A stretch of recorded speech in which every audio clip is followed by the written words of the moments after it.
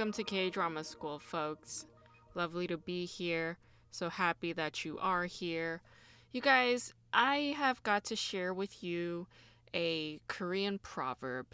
I don't know if it's a proverb. It's probably not a proverb. It's more like a maxim, like a cultural saying. And that saying is 가을 탄다. 가을 탄다.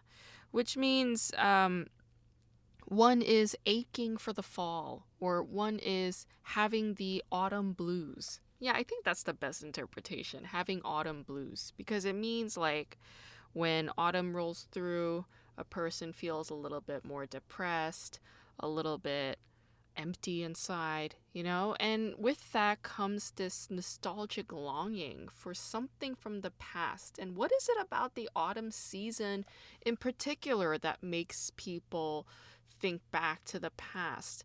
I think it has something to do with the summer coming to an end, all that vibrant green and all that long sunlight and daylight, like they all just end up dying.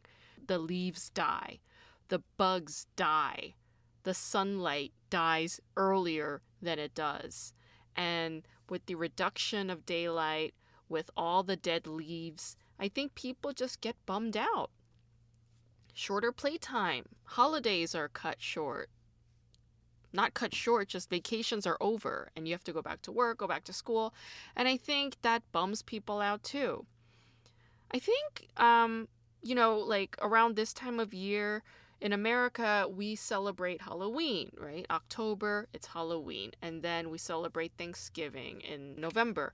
But when it comes to Korea, the Halloween time is actually in the summer. Like in the summer months, there's a lot of scary stories, like scary story or ghost story themed TV shows. But in the fall, K-dramas will start leaning towards romance. And I think it is to match these autumn blues. I think that's where the romance comes in. I'm not sure if they have like a really juicy, serious one right now, though. Like last year, they had My Liberation Notes. Maybe it's not too late. Maybe before the end of the year, we will have a show that is worthy of being on this list. To be like, oh, what's a classic K-drama that's good for autumn times? Because there are three that I'm going to talk about today, and none of them are from this past year. Although I would say, Behind Your Touch, I would include that as an autumn show. Yeah, I would, because it was released in the late summer as the summer was winding down. And there were so many cute sweaters in that show. So, like, when's the best time to start wearing sweaters? The fall, yeah. So, I mean, they have that. They got the sweaters. And so, to me, they now count as an autumn show.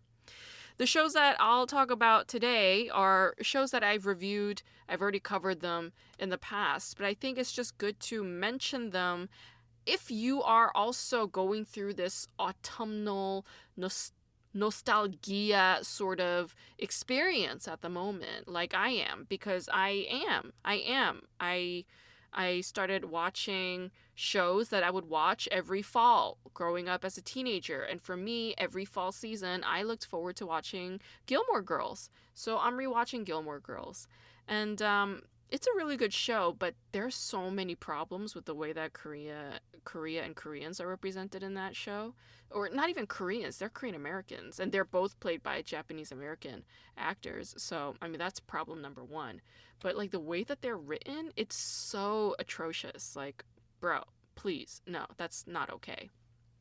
So, other than that, let's talk about these fall recommendations this year. I would recommend, number one, Autumn in My Heart. I think that's the show that's, like, definitive. It's like a defining show for millennials who watched K-dramas in the year 2000. I mean, it's a really depressing show. That show really, like, I mean, if you want a show that brutalizes their characters, like really does them dirty and gets you to gush out every ounce of mucus and tear left inside of your head, yeah, Autumn in My Heart. That's the way to go. It's exhausting. It is exhausting. Like, every single episode has a gazillion issues. But it is like a classic, and Song Hye-kyo is in it, and Song Seung-won is in it, and they are, yeah, they have good chemistry. They're both very handsome actors, you know. They're both in their prime, like early 20s, yeah. Song Hye-kyo's acting actually is pretty atrocious in that show. In fact, she became like infamous for being a terrible actress after blowing up all around the world with that show. And I think it's worth seeing just to note like how far she's come in the last 23 years. Like, holy shit, she has covered some tracks, and she has really changed her whole MO as an actress. Like, she's really good now. And that brings us to the next show that I want to talk about, that I would say is a pretty decent autumn show, and that would be Now We Are Breaking Up. Yeah. For me, Now We Are Breaking Up is definitely an autumn show, only because there are lots of coats. There are a lot of scenes with them, like in the rain. Yeah, for some reason, rain and coats, raincoats, they just remind me of fall. Yeah. For me, like, if you take Autumn in My Heart and Now We're Breaking Up and watch them side by side and try to sort of like figure out like, oh, where, in what ways has Song Hye-kyo like become a really, like, a far better actress, like just to compare and contrast, these are two good shows to do that with, because in Now We Are Breaking Up, I would say Song Hye-kyo is giving some of her best performances. She's like really good in Now We Are Breaking Up. Now We Are Breaking Up, I think, had like other magic happening too, because Chang Ki-yong is the lead male in Now We Are Breaking Up, and he really brings it. I think Now We Are Breaking Up was the last show that he did right before he went to do his military service for a couple of years. But like, he really brought it. I was blown away by his acting. I was like, oh my gosh, Chang Ki-yong, suddenly you're not just a hot piece of ass, you're like a decent actor too. So I would say Now We Are Breaking Up is a decent autumnal viewing experience, yeah. I think it's also the flavor. Like, Now We Are Breaking Up has like a depressive flavor to it. I think that's what it is. Yeah. See, because we established what is 가을 탄다. What does 가을 탄다 mean? It means autumn blues. I have autumn blues. And Autumn in My Heart, definitely autumn blues. Holy shit, it will gut you. It will rob you of your light, okay? But then Now We Are Breaking Up.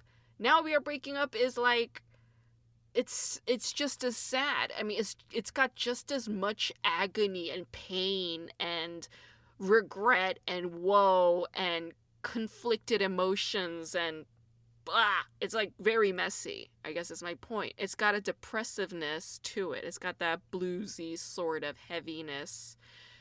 Tonally, it's got that heaviness. And so that's why it is an autumn show. Okay, good. I'm glad we figured that out. Together. We did that together. Okay, and then now, I would say Something in the Rain would be the third one, right? Like, these are all romantic K-dramas. They are all romance. They are all bluesy and sad.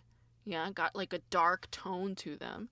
But Something in the Rain, definitely an autumn show. Lots of coats in that show. I mean, it's like practically a winter show. Quite possibly we could push it that way. But there's more rain than there is snow. So I would say that this falls more under the category of autumn for me.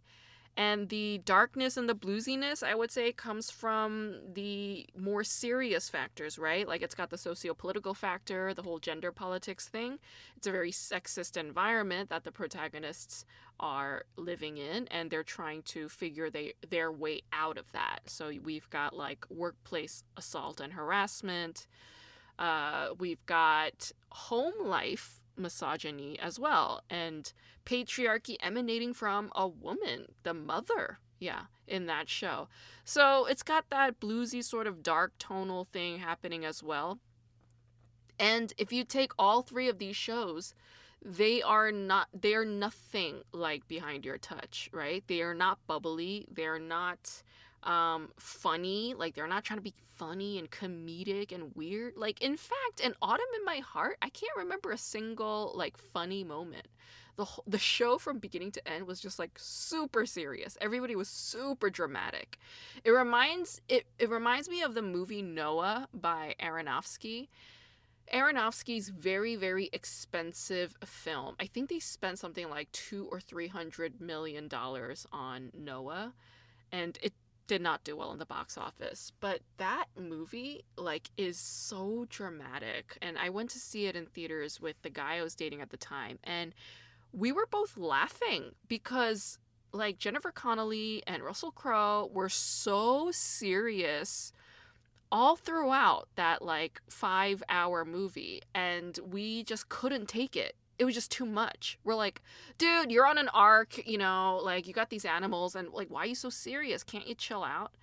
There was no chill. There was no chill about it. So we just laughed our asses off through that thing. So if you want to watch Autumn in My Heart, ironically, then go for it. I think it might do everybody some good. I mean, that show does need to be laughed at. And it's been parodied and satirized like through and through over the last 23 years. So it's fine. Like, we don't, I guess, you know, it doesn't need any more of it. But like, if you want to watch it for your sake and not feel gutted, then watch it ironically and just like kind of crack up. It's like, oh, like look at Song Hye-kyo with all the powder on her lips. She really does look like she's gonna die anytime soon. Yeah. Yeah, also just like laugh at her acting. I mean, it's like pretty atrocious. But look, I mean, we already talked about this, right? Like all of the actors when they are in their early 20s, they suck. Unless, you know, they were child actors to begin with. Then that's a different story. But like you only get better with progress, with time, with practice, with multiple efforts being put into place and you doing it over and over again. That's how you become good. I was thinking like a couple days ago because I was doing a callback audition for this job. It's not for television or film. It's like an AI related job and they're seeking actors. So I'm like, okay, that's fine. Like, you know, I'll do it. Work is work. But I was just kind of thinking like, oh, every time I audition and every time I get a call back and I audition again, it is a physical practice that I am going through, you know? Like it may not be a class, but it is a learning and teaching moment for me because I am getting instruction. I'm being asked to do something and then execute it. And then I get to see what the feedback is or what the reaction is like from the director. And to me, all of that counts as practice too. So if you're a performer or if you're an actor, then count those moments because like in my head, you know, it's like so easy for me to not, like discount that. It's easy for me to just be like, oh, like it was an audition or it was a callback, like I didn't get the thing, I didn't book it, so it's nothing. No, no, no, that's not how it works. Every single time I audition, every single time I get a callback, every time I get a note and I'm asked to do something again, that is me putting in my time, getting in the practice. So I think it's okay to count those things. That's just what I think. And for this job that I'm getting, um, well, that I'll be doing, is the perfect sort of practice because they just want me to like make faces, make sounds, just improvise certain things, and they just want like facial reactions basically. And I'm just thinking like, oh my God, like what a great opportunity for me to put my acting ability into practice, to execute it on camera and get paid for it. Like isn't that like a magical thing? So, yeah, let's count those things. Let's not discount them. If I am going to be painting a larger canvas, I usually will do a sketch before. The sketch never ends up becoming the exact same thing on the canvas, but the sketch is still part of the journey towards the canvas. So I'm looking at audition, callback, or even jobs like this where I will not be using as a credit. They all count to me as sketches before the canvas. Right? That makes sense. I mean, isn't that a more positive way to go about things to, at the very least, dissipate the autumn blues that we're talking about here.